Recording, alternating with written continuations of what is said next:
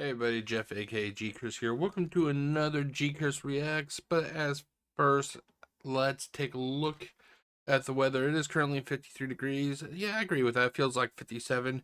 It was actually a rather wet morning this morning. Uh I woke up at about 4:30 and it was actually raining. I was actually shocked to hear rain when I woke up, but I woke up and I'm like, is that rain? And it was actually rain. I already got all the stuff done. I'm actually getting ready for WrestleMania weekend, ladies and gentlemen. That's right. It is WrestleMania weekend, but first, let's get this going. Is it actually going to, is it stalling? I think it's stalling. I think it's stalling. There it goes. See, it's supposed to be 60 today, 56 tomorrow, 56 Monday, and then looks like we're supposed to have some decent weather Tuesday, Wednesday, Thursday. Rain returns on Friday, the 25th. We're with rain again on the 27th. And then it looks like Monday the 28th through Wednesday the 30th, it's supposed to be pretty decent. So the last couple weeks of this month seem to be, more hits than misses, I guess you could say. Anyway, it is currently 10:53 a.m. on the 19th of April 2025, and I am here with a react, ladies and gentlemen. I haven't done a video in the last couple days, just basically been kind of busy. And I figured, you know what? Before WrestleMania starts, let's do a quick video of something I really like. Now, not many people are aware there used to be a TV show called Sightings. And Sightings was like, if you could imagine Unsolved Mysteries, Sightings was kind of like like a low cable access television version of Unsolved Mysteries. So it's kind of like that. It's something you would expect to have found on like your local television. Nothing, not on the big channel affiliates, I guess you could call them, or whatever they're called. But yeah, I love this because they dealt with the same stuff that Unsolved Mysteries did. But like I said, their budget seemed to be really lower. Whereas Unsolved Mysteries, after like season 3 or 4, Unsolved Mysteries started getting the big bucks. Sightings never really got that feeling, I guess you could really say. It just seemed like that they were always kind of given the bare minimum of money. But anyway, so there is a case that I really enjoyed from Sightings. Due to this show not being as popular as it is, it's difficult to kind of find. It's difficult to kind of find records about the show, like intact and accurate records. So the case we are about to watch, it's in season 1, but it kind of fluctuates. It's some uploads I've seen over the time said it was like season 1 episode 11. Some said it was like season 1 episode 13. So you got to kind of take it with a grain of salt that because of the lack of information, it may not be accurate. But anyway, do you like ghost cases? Well, I hope you do, because we got a humdinger of or I have a humdinger of a ghost case here, ladies and gentlemen. And here is the promo for that case. Coming up, does the dead victim of an electrocution still haunt this house? Our cameras captured evidence that even we can't explain. Light in the kitchen's going on and off.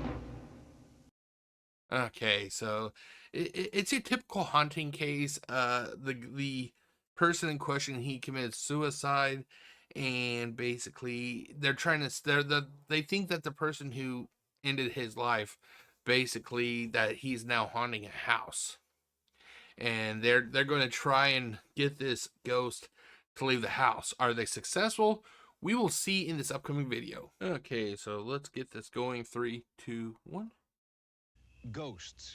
Many parapsychologists believe that they're collections of electrical energy, and conventional scientists agree electromagnetism is all around us. But paranormal researchers take it one extraordinary step further. They believe electromagnetism has a personality. So now, to me, I don't really know how to really comprehend ghosts. I just thought once I think once you pass away, you all of a sudden become a ghost.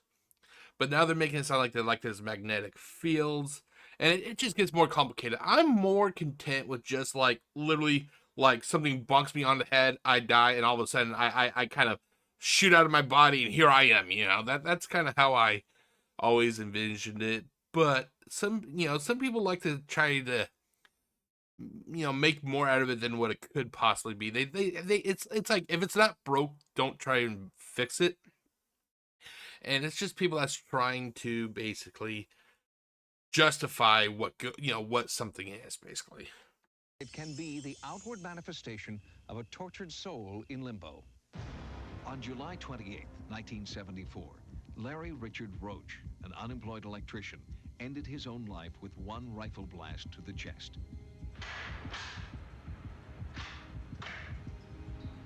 I love how how dark and gloomy this that the production of this case was. This is something that you would find on like the oh god, hold on, I'm trying to fix my stuff here. Hold on. This is something that I was kind of used to with like season 1, 2, and 3 of Unsolved Mysteries. It just had that really dark, gritty look. This is kind of like what the majority of Sightings was always like, ladies and gentlemen.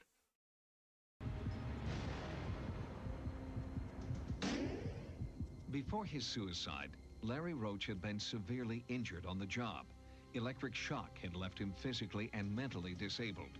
He had seizures, was emotionally unstable, and when his wife left him... Oh god, this poor guy got it really bad. He got injured on the job. He started having mental and psychological issues. He lost his job. Wait, yeah, they said he lost his job, right? Hold on, let's go back. Hold on. God, let's see here. Had left him physically and mentally disabled. He had seizures, was emotionally unstable, and when his wife left... Hold on, didn't they say that he lost his job? Before his suicide, Larry Roche had been severely injured on the job. Electric shock had left him physically and mentally disabled. He had seizures, was emotionally unstable, and when his wife left him, Larry Roche became despondent. Okay, I thought they said he lost his job, but considering that he was injured on the job and that he had like mental and physical damage, I wouldn't be shocked that they actually let him go. The fact that his wife left him, oh my god, this had to been like this had to just been like the final straw for the poor guy. He was injured, probably doing a job that he loved to do. He lost his job most likely. He had, his body was no longer, no longer had full control of his body or his psychological, components, I guess you could really say. Components. Who says components? I just did.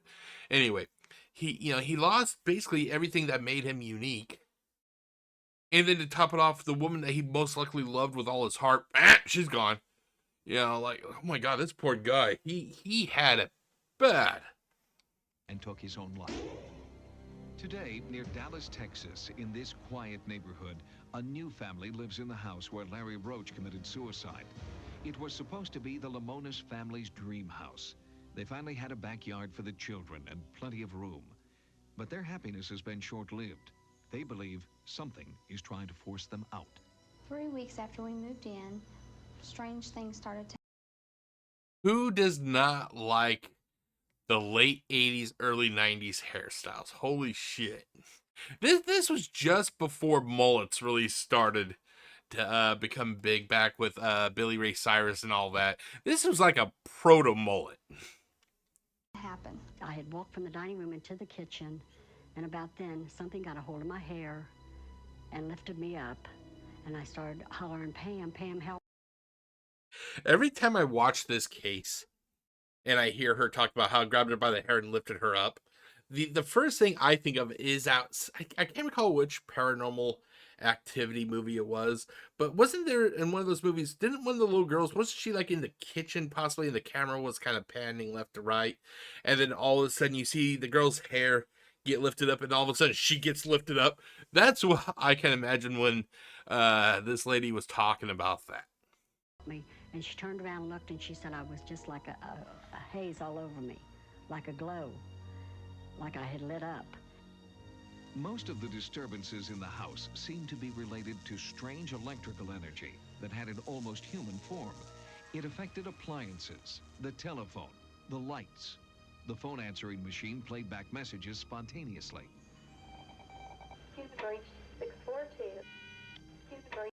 Okay, well, I can explain that, ladies and gentlemen. I can explain that. You see, old style answering machines, they use tapes. And sometimes those tapes were not the best. Okay, I'm just fucking around. I'm just fucking. But seriously, you know, it could have been like a defect with the tape itself, because the more tapes were used, the oh god, like the film would start to be less reliable. You know, and depending on how many calls and how many times you were constantly having to rewind and re-record items on the tape, it could have degraded the tape. Then a frightening apparition appeared in the kitchen. All at once, I just felt like something was in the kitchen. I just felt like something was staring at me. And I turned around and I looked and I seen laying on the floor like a whole figure of a man's body. I was terrified. So I got up, and when I did, it just vanished away like it went up into the air in smoke, up into the kitchen light. Oh my god, the atmosphere right now. You hear the heartbeat and everything. It's making me kind of, it's like, ugh, you know. That's the one thing I kind of miss when it came to the later seasons of Unsolved Mysteries, is that they kind of really lost their identity that they built with the first couple seasons. And the terror only worsened. It started getting worse and worse in the house. It got to where I was scared to stay here. Late at night, eerie footsteps would echo throughout the house. The apparition paced outside the bedroom doors. I am not if I get woke up during my sleep, you know, I am not a peaceful person, basically. If I'm sleeping and I hear somebody literally walking back and forth by my bedroom door, which nobody does because I live by myself, but I can't help but think if somebody was doing that, I'd yank the door open. Shut the fuck up with that shit. You know, I would. I'm not really that afraid of ghosts. I think it'd be just fucking hilarious, though. Then the activity in the house took a sinister turn. Did the apparition want the family dead? I came home one afternoon, and the gas stove had been turned on, and Joe was asleep on the sofa. I came in, smelled the gas at the front door, left the front door open because you could not even walk in, and it really scared me. After this incident, Pam started to ask neighbors about the history of the house. I told Pam something has happened in this kitchen. And she said, well, Mother, I think you're right. So she went to investigating with her neighbors, and they did explain to her that a man had committed suicide in the kitchen. The Lamonases wondered if it was Larry Roche's angry, restless spirit that was tormenting their lives. Desperate to find out, Pam contacted psychics Dwana Paul and Carol Williams. Do I think it's a ghost? I'm honestly not sure. What I wonder it could be is, I've heard that people have mentioned there's something called a echo, like an echo, like something so tragic happens in a location that it literally just creates like a tear, you know. Maybe Larry committing suicide did something like that. It isn't so much as a ghost that they're watching, but they're literally like watching the event of what happened. That's what at least I think. I think it could be some sort of like an echo from the past that they're observing. When Pam called me, she was very disturbed. Her voice was shaking. She said, I have someone in my house, and it's a ghost. I did feel cold spots in a few of the rooms, and as we were just sitting there in the living area, I started feeling the tingling sensation that I feel when a spirit is there. I think that's called goosebumps. Before the 18th anniversary of the suicide, the psychics hold a seance they hope will drive Larry Roche's spirit from the house. Oh god, this isn't going to Carol, end well. Donna, and other psychics joined together with the Lamonas family. We've come here tonight to bring in the spirit of Larry from this house and we're going to attempt to send Larry to the light. I've seen too many horror movies where they're like, we're going to get this ghost to move on, we're going to exorcise this ghost, and it turns out to just open Pandora's box and everybody gets fucked up. Understand that you committed Hear that? suicide. We You hear killed that heartbeat yourself. again. I pulled that trigger. A rush of energy fills the room. Pam feels something touching her. He wants to touch my ear. I don't know. Larry, we know you're here. There's no reason for you to be in this house any longer. It's time for you to move into the other dimensions of light. You can no longer stay here. Move toward the light. It was a good seance. I could feel it. I could feel it when the chairs were shaking. I was halfway expecting the very first time I watched this, I was halfway expecting all those candles to just start exploding, the flames shooting up and everything, you know, because let's be honest. Come on, let's be honest. Do I believe something's going on? Yes, I do. I think something could have gone on, but it's the acting. You know, there's a little bit of cheese here, ladies and gentlemen. It's a little bit of cheesy. You know, like I'm not hating it. But it's just that the way that this went on, you know, I was just halfway, you know, everybody holding their hands, you know, and then all of a sudden you just see flames just jetting up from the candles. That would have been fucking awesome. I think that would have sold it right there. Be like, okay, this place is fucking haunted. And everything. I knew it was here, but it did not leave, and I don't think it's going to ever leave this house because it kept saying over and over in my mind, this is my home, this is my home. To see if a spirit could be inhabiting the home, a Sightings camera operator stays at the house. Okay, now this is where it starts freaking me out because they actually got something on video here, but then again, things have been known for being faked. So you gotta kind of look at it like that. But this is like they got it filmed, and I'm kind of buying it a little bit. Alone. Okay, there's an awful lot of static electricity in the air right now. Seems to be coming from that tool shed. We found out later the tool shed was the last place Larry Roche was seen alive. The dog's barking at something. There's nothing there. 3:30. I just felt something in the air around this area here, in this hall. The flashlight's going out.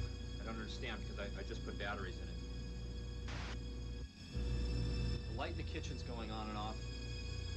This is what is freaking me out. That light that's flickering like that. Yes, I'm pretty sure you could, you know, work the wiring where it can do that. But watching it flicker like that makes me feel a little bit nervous, ladies and gentlemen. I'm not touching it. It's 5 a.m. right now. There's a weird smell. I don't know what it is. There's a lot of electricity in the air. More now than before. The warning light on the camera's on. Why are the batteries dying? Larry Roche seems to have made his presence felt, even to our crew member, and the Lamonises still fear the unearthly phenomena in their home. In the coming weeks, we'll return to Dallas for an update. Okay, ladies and gentlemen, so that was that, and yeah, so this was just basically going to be a quick react to a case that I really enjoyed on the old TV show called Sightings. Do I think it's a ghost? No, I think honestly what it could be is that it was like an echo from the past. I think that that's what they are encountering. I don't think it's a ghost. I think it's an echo of something that was really tragic. I mean, the guy who, Larry Roche, he went through a lot of shit before he ended up, you know, committing suicide. So I think, honestly, it was so traumatic that it just kind of, like I said, it kind of tore open, open reality, left a tear in reality, or whatever you want to call it, you know. And that's what the residents are now kind of dealing with. Now, I cannot recall if I ever saw the update. They did mention doing an update, but this show, the uploads are so sporadic. I'm not sure if the update was ever uploaded, I guess you could say.